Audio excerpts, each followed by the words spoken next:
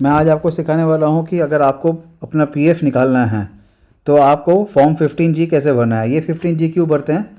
ये 15G भरते हैं ताकि हमारा टैक्स नहीं लगे। तो ये 15G भरने के लिए ये वाला फॉर्म है, इसका आप गूगल पर जाके फॉर्म 15G फॉर पीएफ कर दीजिए, लिंक आ जाएगा। मैं नीचे डिस्क्रिप्शन में भी लिंक दे दूँगा। सो यहाँ पे ये फॉर्म 15G खुल गया। ये वाले में सबसे ऊपर है फर्स्ट पे नेम और एसएससी में अपना अपना नेम डाल दीजिए आधार कार्ड के मुताबिक। फिर आपका पैन कार्ड आप अच्छे से देख के डाल दीजिए। फिर स्टेटस यहाँ पे आप ध्यान रखिए इंडिविजुअल होगा हमेशा। प्रीवियस ईयर मतलब अब इसमें आप जो भी आप करंट फाइनेंशियल ईयर, जैसे 2024-25 भी करंट फाइनेंशियल ईयर भर रहा है तो मैं इसमें 2024-2025 भर दूंगा। रेसिडेंट स्टेटस में हमेशा आई विल फिल रेसिडेंट। अब यहाँ पे point number 6, point number 7, point number 8, point number 10, 11, 12, ये 6 से लेकर 12 तक आप अपनी पर्सनल डिटेल्स भर दीजिए। उसके बाद 13th में आप अपना ईमेल एड्रेस भर दीजिए। मैंने यहाँ पे एक छोटा सा भी बनाया है, अगर आप लोगों को समझने में थोड़ा सा है तो नेम एज पर आधार, पैन कार्ड, स्टेटस इंडिविजुअल भरना है, previous year, current financial year जो है आप वो भर दीजिए। रेसिडेंट स्टेटस, अब हम जाते हैं टेलीफोन नंबर में आप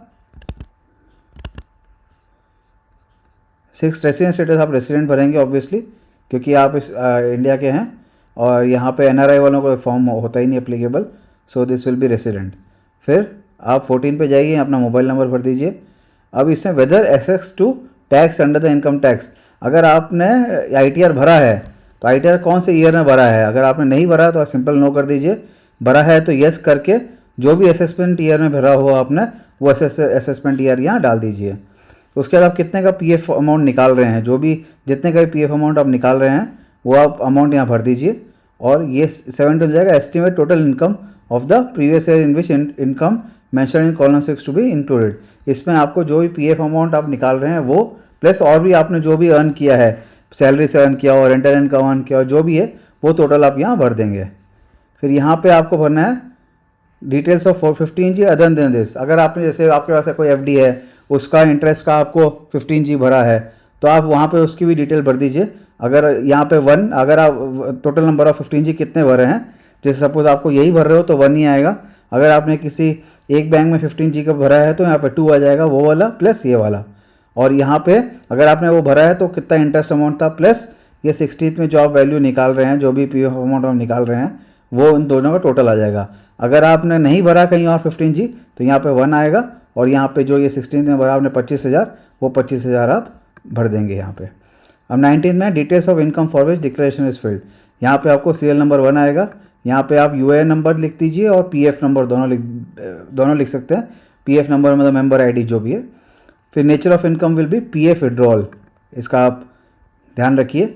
और सेक्शन जो है 192 है, ये बहुत इंपॉर्टेंट है, इसमें गलती नहीं होनी चाहिए। और अमाउंट ऑफ इनकम जो है वही 16th में जो वैल्यू भरी थी आप वही भर सकते हैं। ये मैंने यहाँ पे फिर डिटेल में लिखा है। Point number 612 complete address, email में ईमेल आईडी, टेलीफोन में मोबाइल नंबर। 15th पॉइंट में अगर रिटर्न पास किया है तो यस, जो कब फाइल किया वो, how much PF withdraw if you 15, तो मैंने यहाँ पे भी सब डिटेल में लिखा है अगर आपको किसी को रेफरेंस के लिए स्क्रीनशॉट लेना है तो।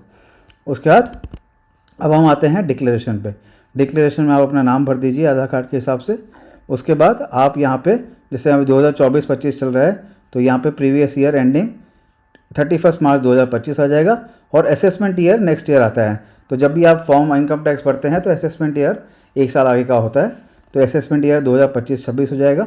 और यहाँ पे नेक्स्ट वाले में रेफर टू कॉलम 18, यहाँ पे भी आप सेम भर देंगे 31 मार्च 2025 और असेसमेंट ईयर 2025-26 हो जाएगा। यहाँ पे आप अपना प्लेस भर दीजिए। Date should not be necessarily कि आप जिस दिन जमा कर रहे हैं उसमें आगे पीछे चलेगा। और अपना सिग्नेचर करके आप यहीं पे आपको ये फॉर्म ख़त्म हो जाता है। जो आगे फॉर्म 15B है पार्ट 2 जो है वो पार्ट 2 आपको नहीं भरना है। Part 2 will be for the income PF office, so ये आपको नहीं भरना है। सो आपको बस 15G भर के अब आपको इसको सबमिट कर देना है। अगर आप ऑफलाइन सबमिट कर रहे हो तो इसको ऑफलाइन सबमिट कर दीजिए, नहीं तो अगर ऑनलाइन इसमें जब फॉर्म 19 में लिंक आता है तो वहाँ आप सबमिट कर दीजिए। तो इस प्रकार से आप फॉर्म 15G भर सकते हैं अपना PF विड्रॉ करने के लिए। इसी प्रकार के इन्फॉर्मेटिव वीडियोस आप जानने के लिए इस चैनल को सब्सक्राइब और लाइक कीजिए। Thank you.